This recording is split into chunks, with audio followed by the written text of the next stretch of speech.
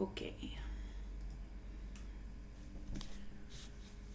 Hello and welcome back to Module 5 of the How the Brain Works and Learns course. I have been enjoying working with all of you and engaging with all of you lovely listeners over the last 4 modules.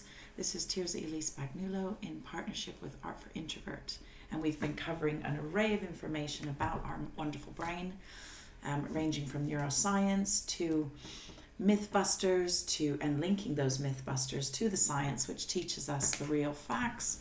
And we've explored all sorts of elements of our learning and working brain, not only what you might immediately assume as what the brain needs to function in the learning space, but actually it involves diet and sleep and rest and communication and interactions and partnerships and friendships and how vast and integrated our brain is. I hope you've been enjoying the course as much as I, and I look forward to jumping into our final module with you, where we're going to be covering, interesting, sorry, one moment. Oh, that's lecture 2. Sorry. We'll keep the first intro because I don't think that was bad, but you can edit it. Sorry, editor.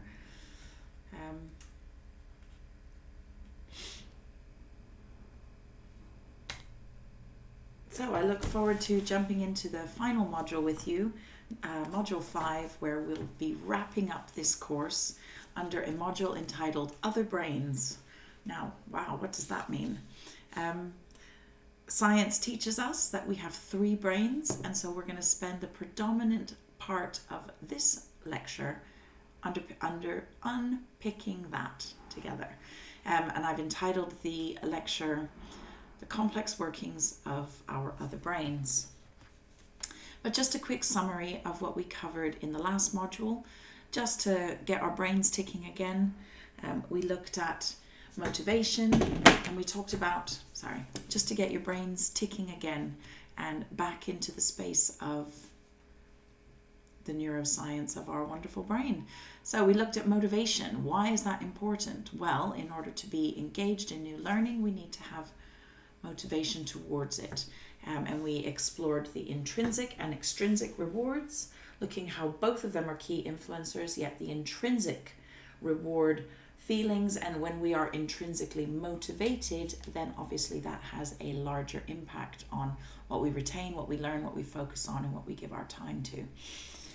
We sort of knocked on the head habits and procrastination, and perhaps took them out for a deep analysis and thought to ourselves, why habits, why we have them, what is entrenched within us, what we believe around them, and perhaps did a bit of myth busting on procrastination, in that it isn't laziness at all. It is often and most likely underpinned by other anxieties or historic fears, or perhaps entrenched worries or lack of self-belief within ourselves, which is what keeps us from taking the next step. And we explored strategies on how to tackle that so that we can become really confident in jumping into an unknown space and doing something completely new, which is where we unpicked again divergent and convergent thinking and the skills needed to be a divergent thinker so that we can explore new things and learn new things, which is really going to slide us really nicely into module 5, where we're going to cover a lot around creativity, mostly in lecture 2 and 3. Why creativity? Why do we need it? Well, there's a lot of science around the brain that's showing us that in fact, in order to learn something new, we have to move into an unknown space, as I just said moments ago. And to move into a space unknown, we need to come away from uncertainty. And certainty provides a thus so, doesn't it? This is what we know, this is what we're doing. And when we move out of that thus so, or a knowledge of our current state or existence, we need to think outside the box or be creative, yes? So creativity is hugely impactful in learning something new. And just to preface this next module, don't think to yourself, oh, well, I shouldn't bother listening to this because I'm not a creative person. Incorrect. No matter whether we are outwardly creative, such as designing posters and paintings, or creating the new theatre play, or writing music, etc., etc., that doesn't mean that just because you're that person doesn't mean you're the only creative person around. We use creativity in every aspect of our lives, and like I just said, in order to explore something new, we need to be creative. So your accountant and your engineer and your, data analyst is also a creative person, howbeit not outwardly in what we all understand as creativity. We're going to explore that further when we unpick again our use of the left and right brain and how they work in so much synergy together, which is going to move us nicely into understanding the scope and the space of possibility that we have when we understand how we can step outside the existing knowledge or norms that we live in today. So just again, what we're going to look at in this module are 3 brains. What does that mean? Well, I'll tell you momentarily. We're then going to slide into understanding further around our value set and our belief set and why they are intrinsically important in helping us to learn and grow. We often are faced with cognitive and conformational, Many of us experience throughout our lives cognitive or conformational bias. And what we want to do is to be open-minded to see what is our next space of possibility. So that's in lecture 2. And then we're going to finalize the module with exploring how we can have full connected learning and a fully connected life. And that is going to give us a nice sum up of pulling together all that we've covered in the 4 modules, hopefully, and empowering us to take what we've learned and go into a new space of self-development. So, join the journey for Module 5. Here we go. Our lecture today is going to look at our 3 brains, and we're going to unpick them, our values and belief system, and then we're going to look at regulating ourselves when we make big, significant changes or we jump into trying to learn something new, and how we use our executive functions, and if you recall, we talked about those in Module 4, to alter our limiting beliefs. I'm sure we can all put our hands up at somewhere, even if it's slightly hidden under the table, that we have limiting beliefs about ourselves, and they've come from all sorts of places throughout our life's journey. And what we want to do is eradicate those. So let's explore that today. So, our 3 brains. I'm going to give you a bit of a systematic exploration and presentation on them, and then we'll sum it up by helping us understand how that impacts our learning, okay? So, have you ever heard the saying, follow your heart? Or have you ever said to someone else, I just had a gut feeling about it? Well, very often, when we follow our heart or we listen to our gut feeling, we're often right, because they tell us things that we often argue away from. And often we argue away from them, and then we look back saying, oh, I should have done that because I had the gut feeling. Well, why? Why is that? Well, we know that our brain is predominantly responsible for all of our decision making, our analysis, our problem solving. But what you'll be really surprised to find out, I hope, in the next following minutes, is that your gut and your heart act as a brain as well. And the 3 of them, science has proven, work in absolute synergy in order to make us who we are today. We've seen through neuroscience that our 3 brains, let me start that. I think I kind of said it in the last one, so I'll say it again and you can choose which element of this you want to edit in. So over the last several years, neuroscience has shown, now I'm all thrown. Maybe you should just edit this slide into what I said earlier, because I think I said it well enough. But anyway, I'll give a little summary. So over the last several years, we have seen science showing us that the 3 brains, or these 3 parts of our body, our gut, our heart, and our head, all work in synergy to act as effectively 3 brains. And we're going to find out why, and perhaps the intricacies around that. But let's just call it our gut brain, our head brain, or our embodied brain, and our heart brain. Let's find out a little bit more about them, okay? So, the head brain. Obviously, it's the most obvious. We know it's up there. We've all seen it being dissected, etc., etc. And we know, and we've learned over the last little while together, that we have about 86 billion neurons, and they're sitting dormant in our brain. Obviously, not all of them. Some of them are active and have created wonderful brain networks and pathways in each of your minds. But there's billions. So you've got capacity to learn all your life long. So your head brain, which is your cephalic brain, it deals with cognition and perception, with problem solving, with language interpretation and communication. It helps us process and send information, and where synapses and those electrical impulses and hormones talk to each other. We've learned that. We've talked about it in depth. So hopefully this is just a little recap. Obviously, this is what gives us our ability to make sense of the world. Now remember, we talked about those different networks. We had the attention default network. We had the attention network, the default network, and what's the other one? Synaptic. Ooh, I never remember the word. 1 second. I'm going to start again.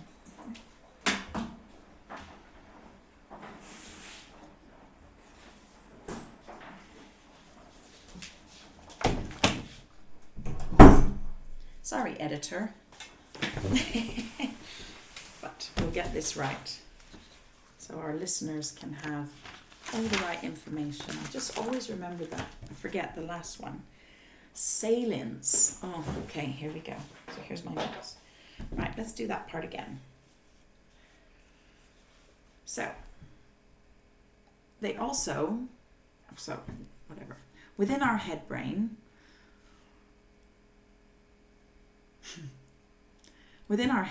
we also then have the capacity to make sense of the world around us, to process what's happening around us. And within that, we have those 3 networks that we talked about in the last module, if you recall. We had the executive attention network, we had the default network, and then we had the salience network. It's often a tricky word to remember. I never remember it. But the salience network, if you recall, helps us to really make sense of what's happening around us, all those social cues, how we feel about those social cues. It leads in a little bit to, are we safe in that space? Yeah? And is it interesting or not interesting? Am I going to focus on that? The default network, that's what we already know. That's our file of facts. That's where we're recalling from our long-term memory. And then our executive attention network helps us to enact those. That's where we use all of our executive functions, and we enact that focus, and we hold that, what we're doing, in our working memory, and we maintain that engagement. Yeah. So we're just recalling that that's what's happening up in our head brain in a little summary, and this is specifically in relation to the other 2 brains we're going to talk about. But it also is a place where we have that creativity and conscious thought, and where we're using both sides of our frontal lobe, the left brain and the right brain. Yeah. Now that's not connected to our mammalian brain and our reptilian brain. If you recall, there's those 3 sections. So right now, our head brain that we're talking about is very much referring to our frontal lobe. Okay, where we're using those 3 executive networks to really understand and make sense of what we're doing. Now, when we talk about our gut brain and our heart brain in the next moments, this is going to relate a lot and perhaps function alongside all the brain, but predominantly our mammalian brain and our gut brain. And this is how they all really work together. So let's jump into the gut brain. How interesting that we have an additional 100 million neurons in our gut. Neurons in your gut? Did you ever know that before? So wonderful to see that the body is so exquisite that learning and synaptic connections are happening in our gut as well. And it's regulating our hormones, It's regulating our metabolism, our blood pressure, processing information. And it's happening when we sleep. So much of what the gut brain activity does and those neurons are happening when we sleep, which is why I've spent probably a considerably more than expected amount of time on talking about high quality sleep, limiting blue light, etc., etc. Because it's enabling your brain to function properly in the day. And it sits within our digestive system. So communication goes between the brain and the gut. The gut tells your brain how your body is doing and how your body is feeling. Have you ever turned a corner on a busy street and a bus came around fast unexpectedly? That feeling of shock waves that you get through your body and those tingles, I'm sure you can all recognize what I'm talking about. That is your gut saying to your brain, scare, nerves, run, get away, save yourself. And it's communicating directly with your reptilian brain. Yeah? And it's increasing or decreasing your adrenaline, which can be anxiety, stress, or mental health, but it can also be life-saving.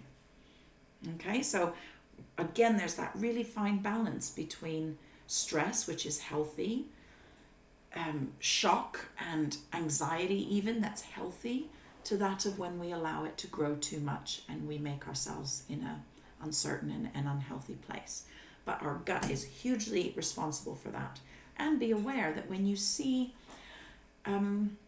symptoms on your body, such as bloating or additional pimples that you've never had, or bloating of the face, I think I mentioned that, perhaps extra weight gain, that can be very much connected to anxieties or stress, because what's happening in the gut is it's producing an extra layers of bile and toxins in order to maintain this adrenaline that's coming too much in your body, and it's communicating to your brain, we need to save this body here, so let's put on a little extra weight or bloat or add water, and it's not healthy. So that's a real symptom that perhaps your gut brain is not as healthy as it should be. According to the study, the gut sends out 400 more messages than the brain. But the brain does to the gut. So let me say that again. Studies are showing us that the gut sends out 400 additional messages to the brain than the brain does to the gut. So actually our gut brain is teaching our brain every day how we're doing, telling us and informing it so that it can function in its unison that it needs to. Yeah, and we've talked about it playing a key part in our emotions. And what's a really interesting point is 95%, that's huge, of our body's serotonin chemical is found in our gut. Makes sense, doesn't it, from what we've just talked about in regard to regulating emotions and feelings. But serotonin is the chemical that keeps us calm and helps us feel in the moment and helps us feel settled and ready to either relax or work in the right space, right headspace. Check out the link below to find out more about the gut brain and how it affects our mood. And in that link there's a lot of strategies of things you can do. And we're going to talk about a few in a minute. Interesting, huh? So let's jump now into our heart brain. If you've ever listened to your heart, you probably aren't surprised that your heart is a brain, right? Because your heart tells you things that often the brain doesn't know. And that's when you have to go into yourself a little bit when you're making big decisions, whether it's around, a new love choice or a new life choice or a new purchase choice, like a big one, like a house or something. You feel it in your heart, a choice of school for your children, a choice of a new career. You follow your heart often more, because when you're making those huge changes, what's your brain doing? Nina, save yourself, don't go into uncertainty. But your heart is saying, you know what, partner? We're strong enough. I feel it. I feel this is right and we're going to do it. Let's understand a little bit more why. So the heart is always sending emotional signals to our brain. Always. You can see from the image next to us. It's going back and forth. But it's also got 40,000 of its own neurons. and they operate completely independently from the brain. So it's as well creating and forming those neurosynapses that we talked about, synaptic connections, when something you do when you follow your heart feels right, or when, and it was right, or when it felt right and it went wrong. Well, then you learn from that too. And it's communicating, it's storing that knowledge in its own self, separate from the brain. But what it then does is it communicates up to the brain what it needs to do so that it goes into your executive functions and into your frontal lobe, your neocortex, right? It's connected to our values and what we believe in life and what we feel. It leads our values, actually, and what we believe or feel is important in life. And we can call it the emotional brain, as it states here on the slides. And it communicates its information not through direct synapse connections, but through electric energy that flows between us. And in the final lecture of this module, we're going to talk a lot about that electrical energy, because it helps us to better understand the difference between the brain and the mind. And now our mind is actually what's the word I'm looking for? Our mind is actually sort of a solar system of so many influencing factors within ourselves. And it includes our three brains. And it includes the people around us and their three brains, people we're really close to, relationships we build. And all of that together forms our mind, all those experiences we talked about in our early phase of life, etc. And so this is where we're really going to start to unpick the difference between who we are in our whole selves, what we belong to, and then what our brain is teaching us and telling us to do with all of that. So it's going to be an exciting journey through Module 5. So how do all of those work together? We've mentioned the vagus nerve in Module 4, but we're going to talk about it a little bit more because it's hugely vital in helping all three of these brains, three brains that we have, to communicate. So not everyone listens to what they have to say, but when you listen to all three together, when it says not everyone listens to what they have to say, they is referring to our three brains. Not everyone listens to what they have to say. But when you do listen to all three together and you allow them to work harmoniously as they're meant to, we can tap into something quite extraordinary. Okay, now that statement alone is one to really ponder. What does that mean, tap into something extraordinary? Well, there are currently almost 8 billion brains on this planet right now. So much knowledge and information, so many learned experiences, so many ideas, so much creativity. If we remain in sticking with only what we know or what we believe our brain tells us that we are, we might be limited. Ponder that for a moment. Let's talk about it further in today's session.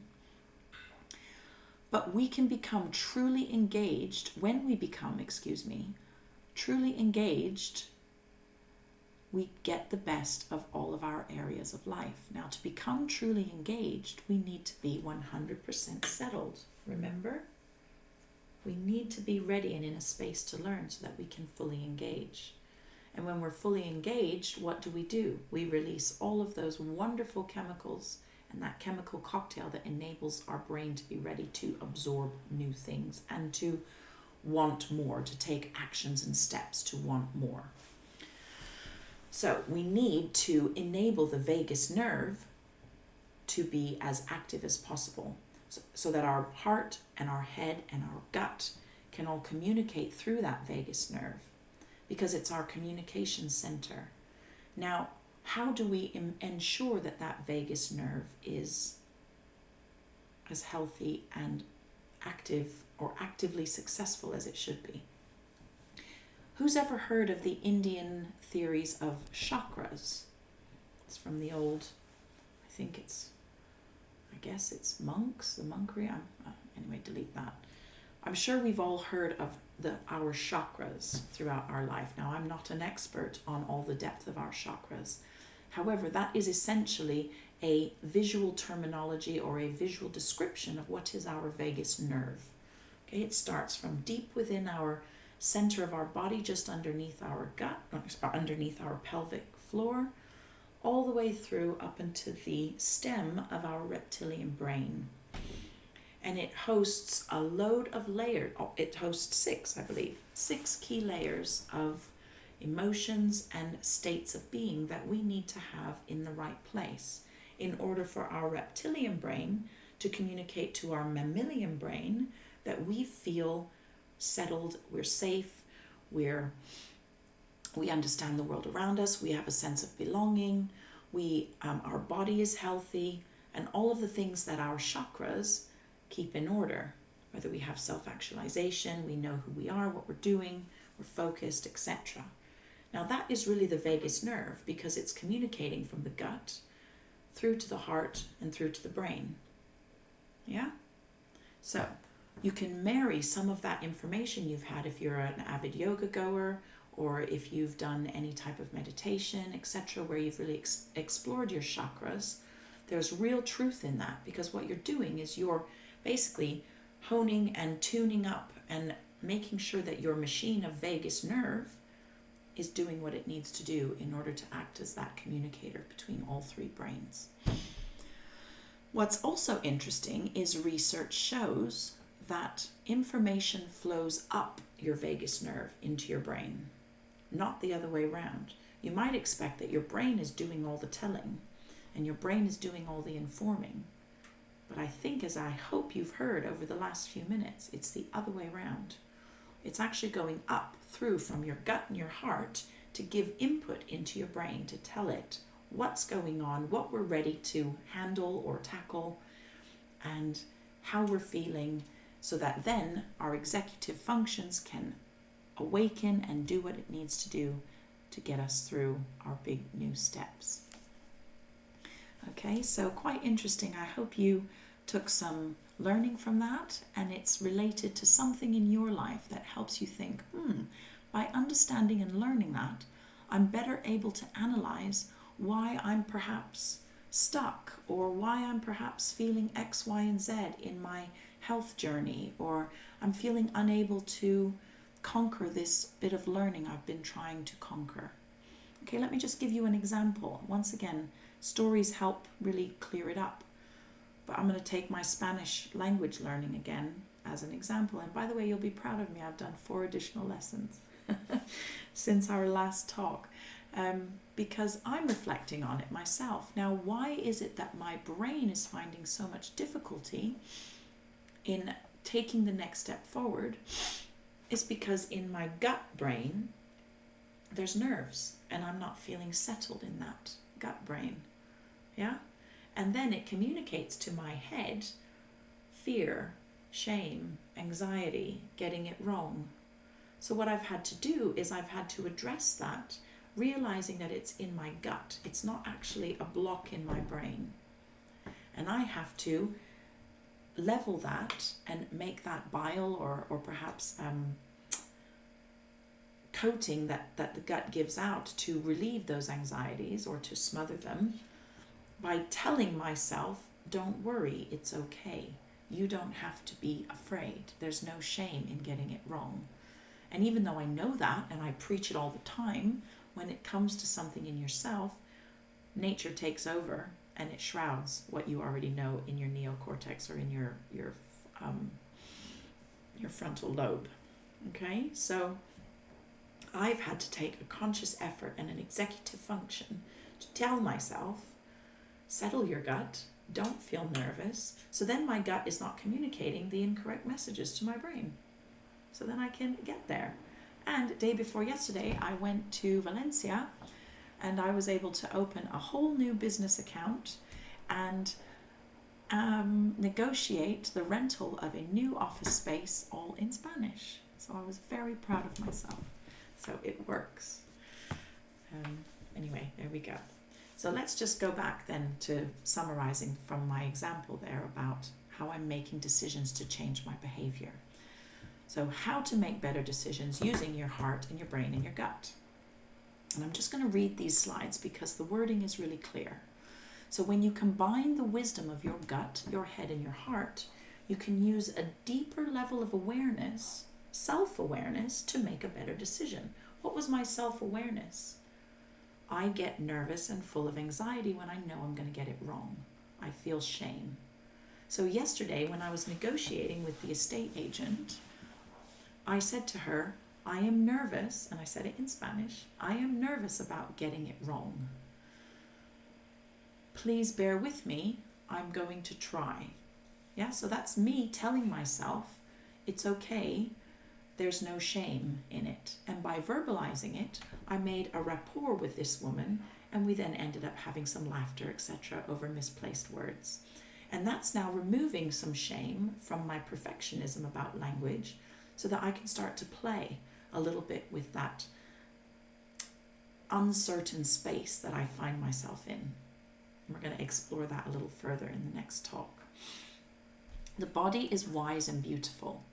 And as soon as I did that with the estate agent, my gut started to settle. I didn't feel those nerves coming up my back anymore. I didn't feel that little emerging sweaty palm anymore.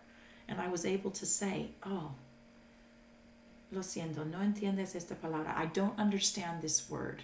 Help me understand it. And we get out our Google translators.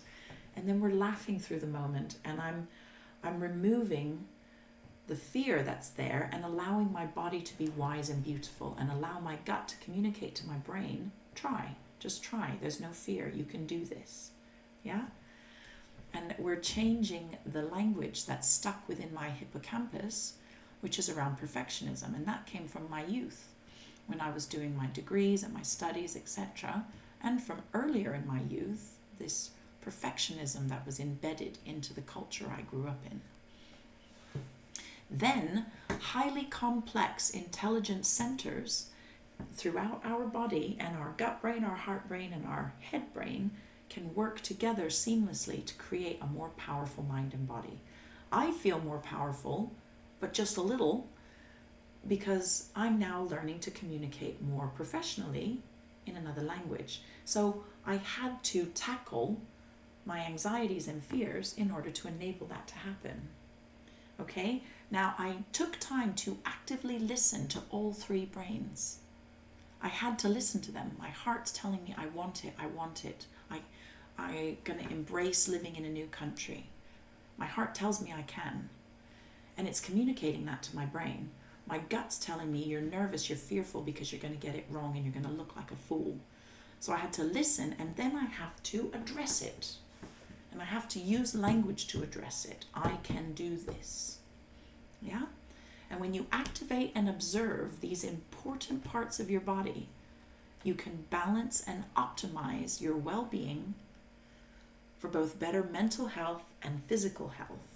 And I'm going to put in there as well cognitive health, because you can learn more powerfully and rapidly when all of these are working in synergy together. So it pulls it all nicely together. Look again at the related link there. This one's quite interesting. It's lessons from a martial arts side of things and how we make decisions, but how much the gut and the heart influence the brain to then tell the body how to move. It's quite an interesting read. I urge you to click on it. There's another link below as well that summarizes all I've talked about here, and I'm quoting it from this article. Okay, so make sure I give credit where credit is due on all this research.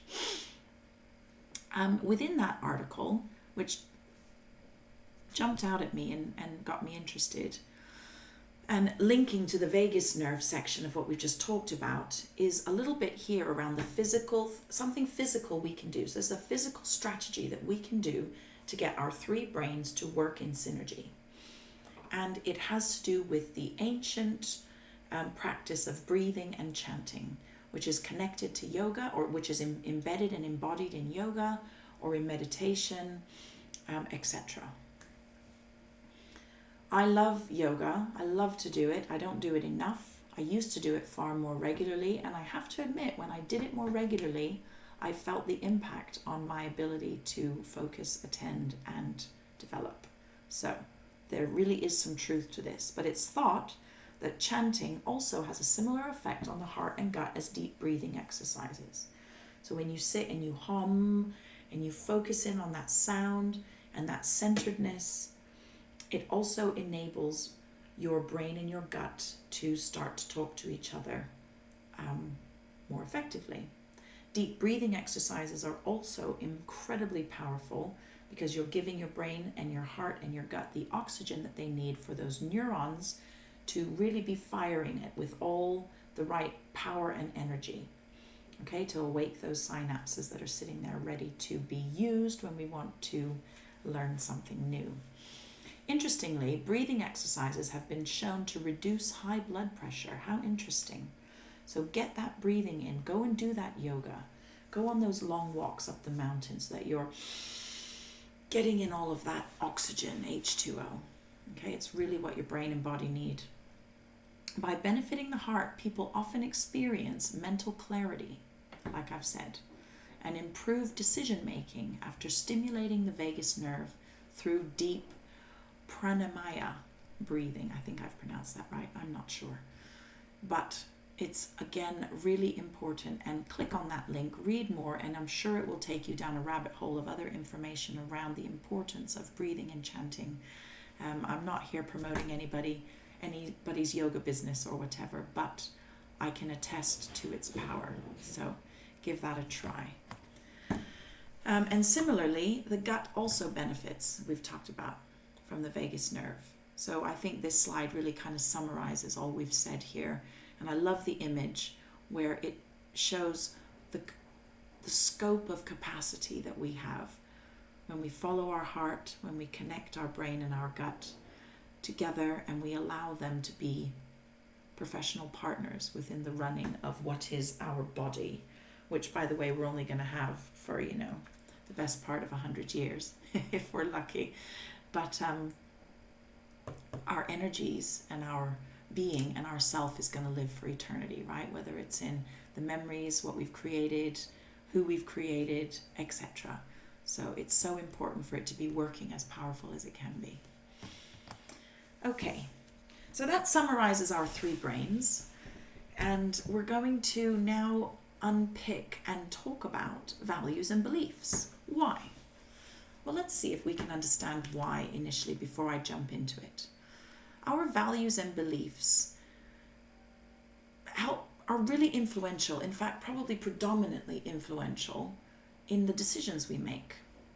And the decisions we make influence what we focus on learning or developing or creating. Now, our values and beliefs come from our historic lives, both our immediate life and that of our loved ones or relatives. They have shaped over the centuries, of course, as well.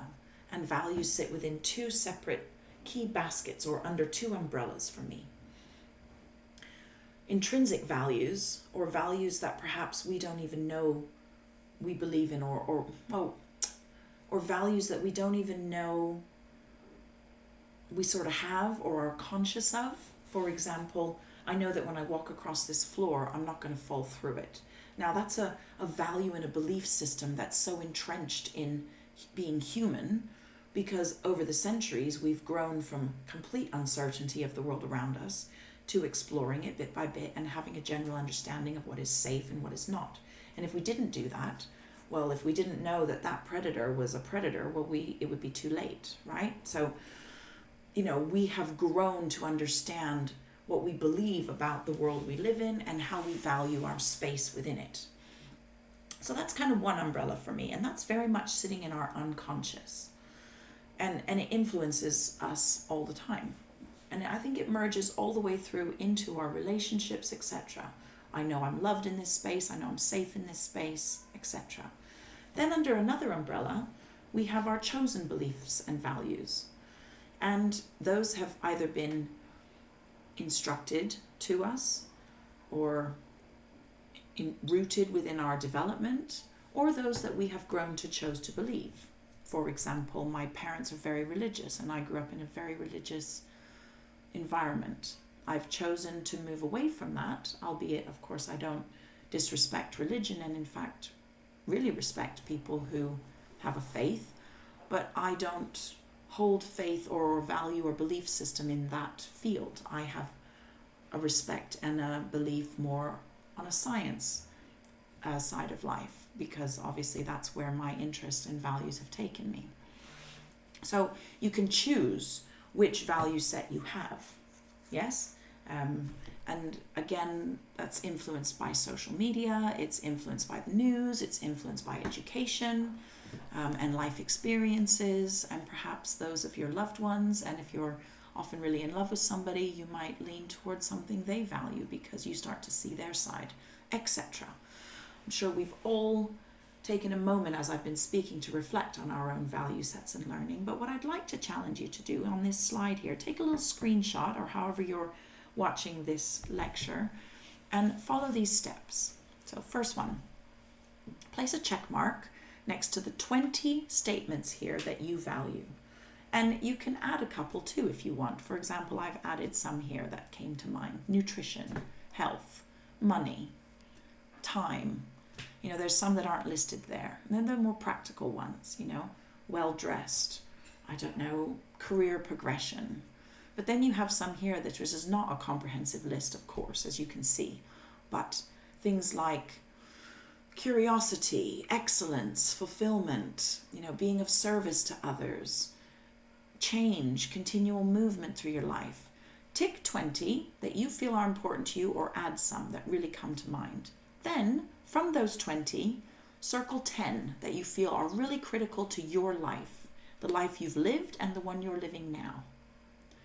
And then from those 10, I want you to whittle it down to 5, the most important to you. And these form your value set. And I'd like to urge you to encourage your loved ones around you, and maybe colleagues in the workplace or young people you teach, to do the same. And then reflect on the vast differences that we have just in one family or just in one room. And that can be quite mind-boggling in regard to how we're going to start a learning journey, or how we're going to start a change. Because if your value set sits here and mine sits here, we're going to be tackling new things in a completely different way. And we need to respect that, and we need to revel in it and welcome it, because diversity is the stuff of development, right? So it's remarkable, and it's a great platform to start from. But what we know is all of our value set, as I've just talked about, they stem from different influences of our lives. Some can be altered, some will never be altered.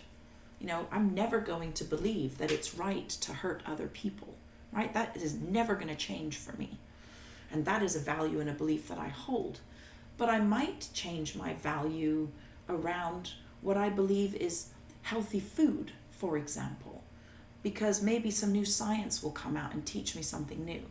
I'm also going to have a strong embedded belief that I can't believe everything I read, because information around what's healthy for you seems to change annually. But all I'm saying is there's some that are hard and fast, and others that can be manipulated. But what we often find is we can become, or tend to be, quite rigid in our value. No, this is what I know, and that's true, and I'm going to stick to that.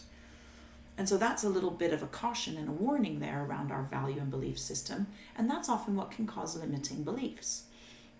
So what we need to do is look at what might be, or analyze what might be, a limiting belief for us. And that's why we need to focus on our values and beliefs in regard to then what we're going to tell ourselves we can learn and change. Because if our values and beliefs limit our possibilities, well, obviously we're going to stunt whatever it was possible that we could achieve, right? So for example, my daughter, who is an expert in nutrition and fitness, takes my belief value system on food and nutrition out for a good whipping regularly. And she's like, Mom, that is absolutely incorrect. We have learned through science that that opinion is long past and changed, and you need to do X, Y, and Z. And I have to be open enough to listen to her and not be one of these people here going, no, X is true, and this is what I know, and I've known it for all my 45 years, and you're just my child. This is where we start to stunt the possibility of growth and learning. So what I need to do is lift the lid of what is perhaps a limiting or a stunting belief or a rigid one, and I need to tackle them. For example, I know what there is to know about healthy food, and therefore that's what I'm going to keep doing. Or here's some other examples of limiting beliefs. I know that I'm not good at learning anything in the mathematical space because I was never good at maths in school. Or I'll never be productive in the morning, I'm just not a morning person. All of these listed here, and I'm not going to go through all of them, but if it's about culture or your own personal understanding of your body, I'm always going to be big, etc. These are limiting beliefs, and if you want to change them, we've learned over the last 4 modules that you can. You can alter the knowledge in your brain. You can alter those networks and pathways. But what we have to do is take what we already know and allow ourselves to open up that space and invite another neuron to come on through and build a greater understanding and network. We're going to learn how to do that in lecture 2. Okay, so hold tight. But just to sum up this lecture, I want to talk about ways we can empower our beliefs. Okay, so this is going to sum it up. Our assumptions and beliefs give us the energy and power to go about our lives. We've said that. They keep us alive. We know that, we're not going to go and get killed by a predator and all of that. But we need to remind ourselves that everything we do is grounded in our assumptions of what we have now. So in order to empower them, we need to know that the knowledge we have is a fact, but a belief is something that we feel that we can't prove scientifically. So those beliefs are very open for analysis. Okay, and those beliefs can be stunting, as we've talked about. They can be detrimental and dangerous. Because how is it possible, we can often think in our minds, how is it possible to ever see anything differently if what we know is grounded in our history and our assumptions and our established belief system? How can I know that my daughter's opinion of nutrition and food is more correct than mine? Well, actually, she can maybe prove it to me as a realization of a fact, which is knowledge, but I could stop that. I could stop the listening of that because of my belief system that says, I already know what you're talking about, and what I know is different to yours, and what I know is right. Now, I could be very controversial here and go into flat earthers and other theories out there which are rampant, such as the reptile race, etc., which I won't go into. But it's just a food for thought. Where do we get our facts from versus our belief and value system, and what is influencing that belief and value system? Okay, now I'm going to once again use the big evil word of social media and the news, but what is fake news? What is unnecessary belief, or what is incorrect belief? What do we assume about someone, or assume about a culture, or assume about an opinion, or assume about somebody's personal identification of themselves, or assume about the globe? All of those assumptions that we're making right now are forming our beliefs and values. So what do we need to do? And I'm not going to read through all these slides, but I imagine that you can. But just for those who are only listening, I'm going to highlight something important here. Our brain has evolved to make sense out of what is meaningless and then make meaning from it. This is the evolution of the brain. Now, when something is meaningless, it's a space of something we don't know yet. And over the centuries and over the millions of years, the human race has understood the world around us better and better, to know that over that hedge or over that mountain, if I go and explore over there, I'm not going to die. But years ago, it was worrying because we could have, right? There's more reasons to die. I'm happy and safe in my little community here with my axe and my cave. But slowly, we explore and we develop and we gain an understanding of what is possible in our world. But when we bring it down to our current world and today, the brain is still doing the same thing. So in my example of nutrition, with what my daughter's telling me, that space over there is meaningless to me because my brain has not evolved in that space. I don't understand that. My understanding sits over here to the right. Yeah? And that's what my brain knows. So it's my perception of the world. So this becomes my perception of my world, right? So we have to change our brain in order to take different perceptions or understand someone else's assumption or perception of a particular something. Yeah? And what we need to do then is we need to be willing to take our perceptions, our assumptions, our values, and our beliefs out for a really good flogging. We need to give them a good whipping, hang them out to dry, and see what sticks. Because there are so many things that we don't know. And why don't we know them? Well, because we haven't experienced them, we haven't learnt them, and we haven't opened our mind to take in something new in that space. With me in nutrition, it's not because I don't want to, it's just because I've just gone about my life thinking that that's what's right.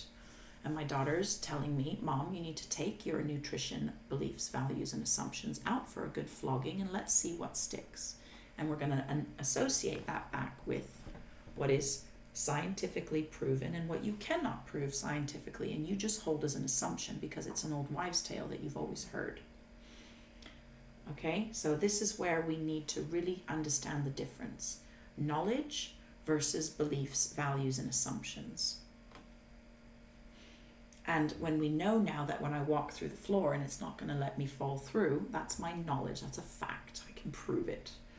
But when I say that the world is flat, well, I can't prove it. And I might be able to prove it's round, but anyway. Well, that's a value or a belief or an assumption or a perception and an opinion. And if we want to be open to learning, we need to not be rigid in sticking with that.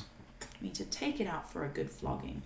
And by accepting and admitting to ourselves that there's a possibility that it could be different than our currently 100% held assumption, unless we do that, we'll never be able to truly change our brain. We'll never be able to add to that brain network, or perhaps generate a different understanding of our surroundings.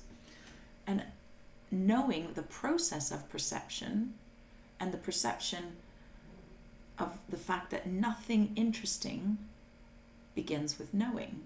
We need to remember that. Nothing new that we're going to bring into our life begins with something that we already know. Well, we do say we have to start with what we know in order to learn something new, for sure. But what the point I'm making here is when we explore and create something completely different, we don't know what that's going to look like. So we have to have an open mind.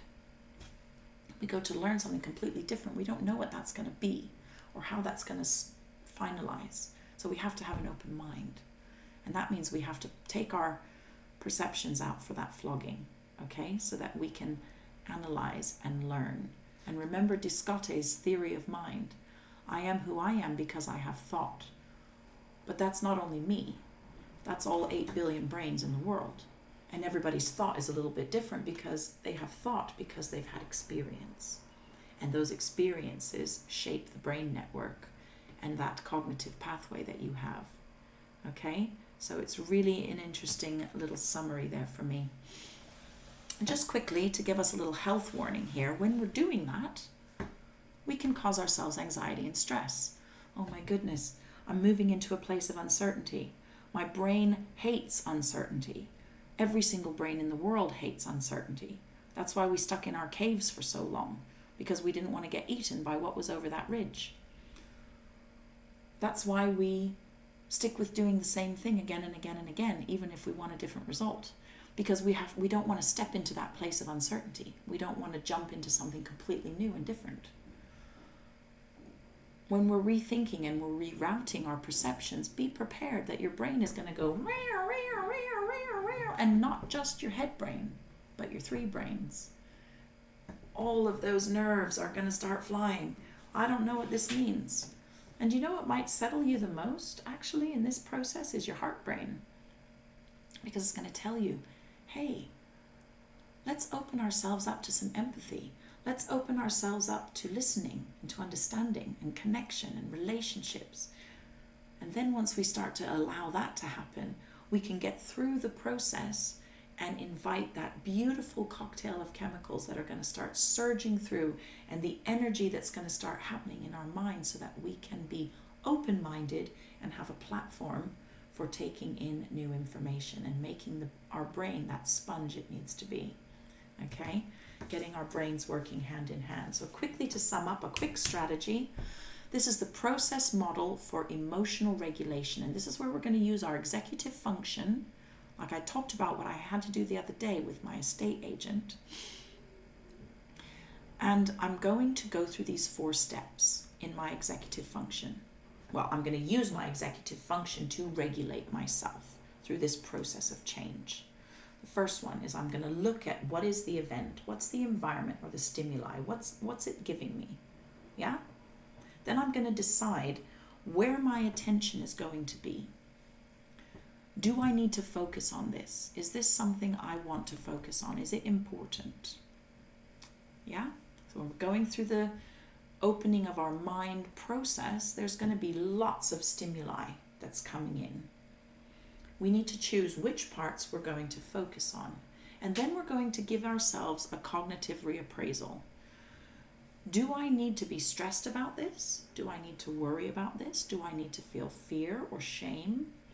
Or my favorite line, as we talked about before, will it matter in a year if I'm feeling things right now? I'm giving myself an appraisal where I'm going to stay or be. Am I going to leave this situation because I can't manage it? Am I going to tell myself it's going to be a little uncomfortable, but I'm going to use some strategies to deal with that because I need to be in this place. I want to focus on this. So my appraisal is it's going to be tough. It's going to be challenging, but these are the things I'm going to use in order to respond appropriately how I want to respond. Yeah, so that's the 4 steps. And what we get by that is a modified situation. So again, the situation for me, the stimuli coming in was I have to open a bank account and negotiate the rental of a property in Spanish. That's the situation. My attention and focus is, do I want to focus on this right now? Now I would have had choices there. No, I don't want to focus on that challenge. I'm going to bring with me a translator and I'm going to make myself in an easy place. But I didn't. I put my attention and focus on it, saying, yes, I want to do this. I had to make some cognitive reanalysis there, or some change and an appraisal to say, okay, it's going to be difficult, it's going to be fearful, it's going to be shameful perhaps, but I'm going to tell my gut brain that that's okay. I'm in a safe space to do that. So therefore my response and what I did, my actions then were enabling me to try, which ultimately made a modified situation of me speaking in Spanish to achieve my goals. Okay, so this was the process that you have to do in order to get your brain into a situation where you're going to be developing into something new. Okay, so practice that. Talk that through with your family, and talk that through with your family alongside the value and belief set. Because when we merge those two and we understand what our limiting beliefs are, or what our halts are, our perception of the world around us, only then can we make the appropriate analysis and appraisal of our situation of uncertainty, so that our learning platform can be so much more powerful and strong. That brings us to the end of lecture 1. I hope you found it interesting and maybe even enlightening and informative. And I look forward to lecture 2, where we're going to be talking about cognitive and confirmational bias and opening the mind even further into our space of possibility. We're going to touch on a lot of what we talked about today, but we're going to go deeper. So I look forward to seeing you in lecture 2. But until then, take care of yourselves, take care of others, and talk to your family about your beliefs and values, and do that quiz. And I can't wait to hear from you about what it brought up for each of you. I look forward to seeing you soon.